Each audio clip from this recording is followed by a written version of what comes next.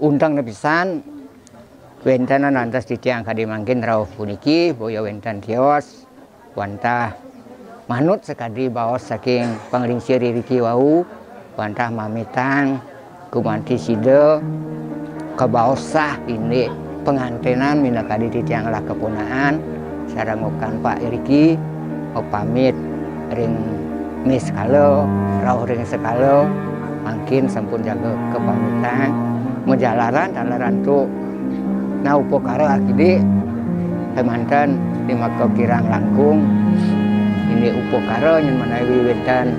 nenten manut kadi dari kia dedang dalar ngampurayan dalar ini